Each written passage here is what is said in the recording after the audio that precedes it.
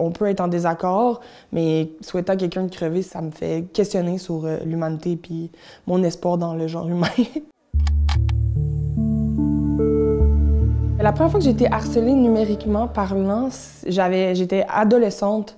Je faisais pas de musique, j'étais à l'école, c'était du harcèlement scolaire là, de base, mais au début des années 2000, quand il y a eu MSN Messenger, Skyblog, des trucs comme ça, j'en ai vécu un peu, mais rien comparativement à ce qui s'est passé plus tard dans ma carrière. J'ai sorti mon premier album le 11 septembre 2015, puis l'année d'après, presque un an plus tard, il y a eu un gala qui s'appelle le Gala de la disque, qui est comme les victoires un peu ici. Tout de suite, je me souviens, j'étais dans la salle, j'attendais que le gala commence, puis j'ai vu sur Facebook, parce qu'il y avait eu le tapis rouge, que les gens commençaient à dire que j'étais laide et mal habillée.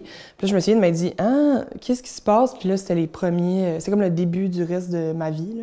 C'est sûr que ça m'a fait ressentir énormément de désespoir parce qu'il y a eu des moments dans ma vie où je me suis demandé mais où est-ce que je pourrais bien aller parce que si j'abandonne la musique et que je déménage à genre 7 heures de Montréal, je vais quand même me faire reconnaître parce que c'est difficile de pas me reconnaître si tu sais de quoi j'ai l'air, là.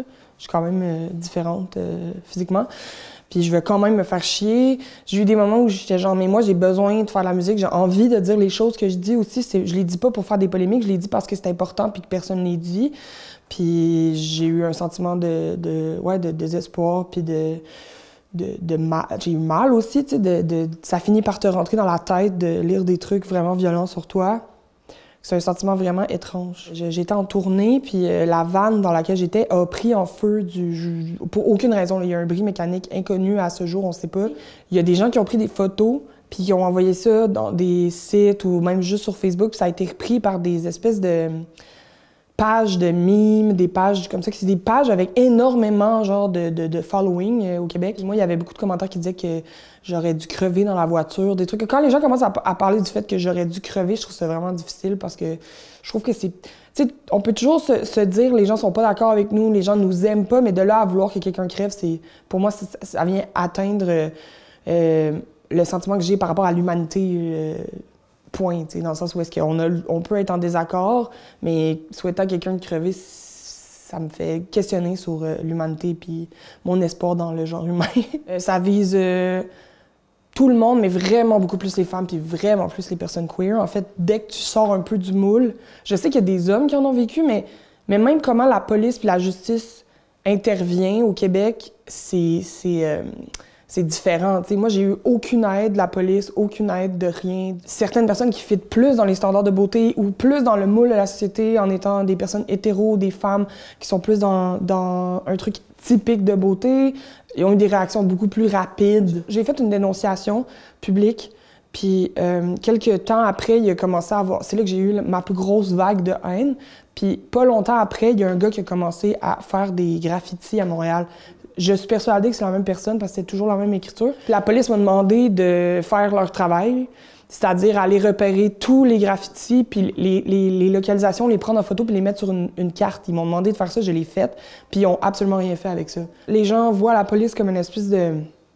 C'est comme si c'était des anges chérubins qui descendaient du paradis puis qu'on leur donnait un badge puis un gun, mais en fait, c'est des gens qui sont biaisés de n'importe quel côté, on sait pas vers où, puis moi, j'ai vraiment senti que la police était biaisée de l'autre côté, puis il y avait pas du tout envie de m'aider. Un des trucs qui me fait le plus souffrir, c'est que j'adore les gens, moi, j'adore les gens, j'adore connecter avec les gens, j'adore, quand je pars en voyage, genre au Québec, rencontrer des gens, genre les gens sont incroyables, je les adore, puis j'ai plus de première chance. Fait que quand j'ai réussi à connecter avec quelqu'un, j'espère qu'il me reconnaît pas, ou je trouve que cette personne-là est cool parce que peut-être qu'elle m'a reconnu puis qu'elle m'aime quand même. T'sais, je trouve ça triste parce que je suis sûre que je pourrais m'entendre bien avec toutes ces personnes qui me détestent. J'ai reçu beaucoup d'amour aussi. J'ai eu genre beaucoup de mouvements pour contrebalancer à toute la haine. J'ai eu beaucoup de soutien de mes amis, de mes proches, mais aussi beaucoup de monde que je connaissais pas. Puis ça, c'est sûr que ça m'aide parce que ça fait que je me sens moins seule aussi dans mes différences puis dans mes positionnements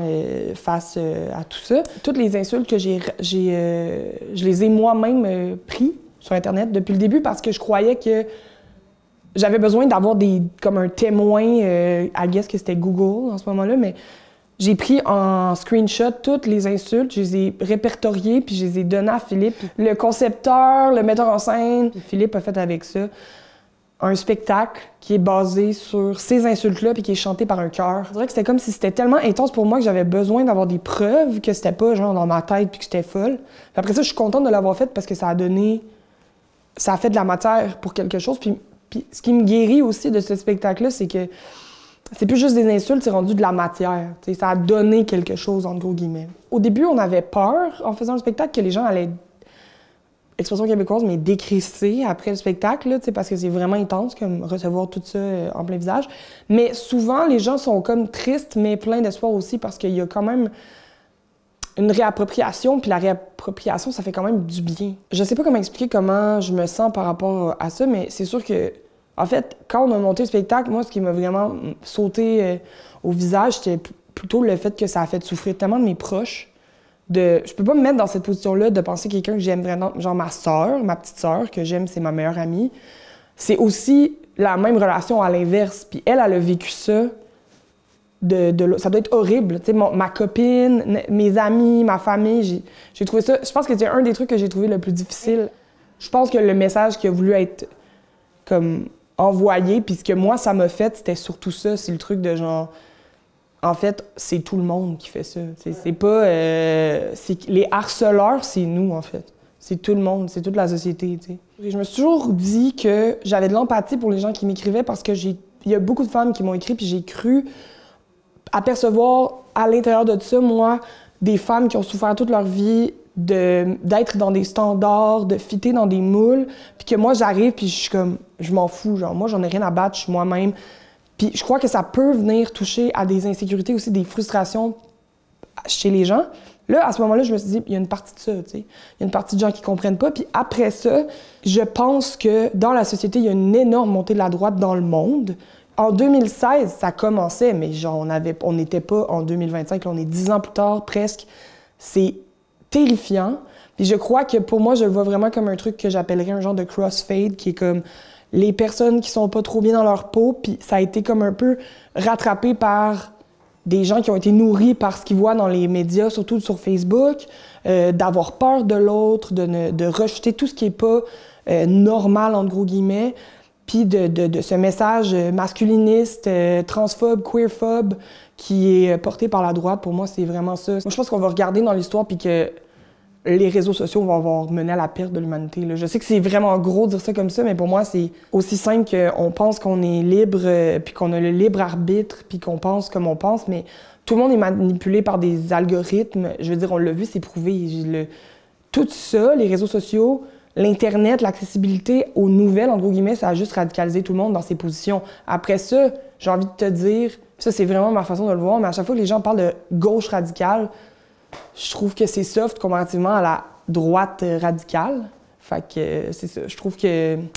Tu sais, si l'algorithme m'a amené à voir 250 vidéos sur Gaza, ben ce qui en sort de ça, c'est que je suis complètement frustrée et que j'ai envie que les choses changent.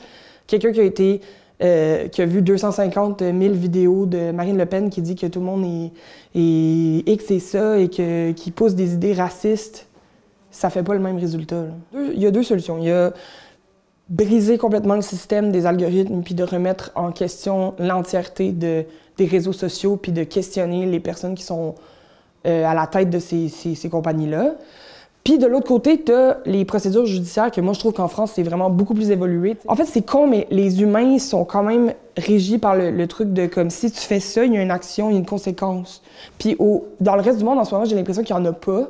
Puis la France, en ce moment, essaie d'envoyer le message qu'il peut avoir des conséquences. T'sais. Ça peut donner moins envie aux gens de le faire, je crois. Moi, je crois beaucoup à la justice réparatrice, là, de mettre quelqu'un qui a fait un crime avec une victime de ce crime-là, puis des associer ensemble. Puis c'est con, mais genre, ça serait fou d'avoir quelqu'un d'extrême droite, devoir rencontrer une personne qui est à gauche, puis qui a été visée par, mettons, je sais pas si c'est un truc raciste, ben de faire rencontrer quelqu'un dans un climat sain avec des psychologues, des gens qui sont opposés, mettons.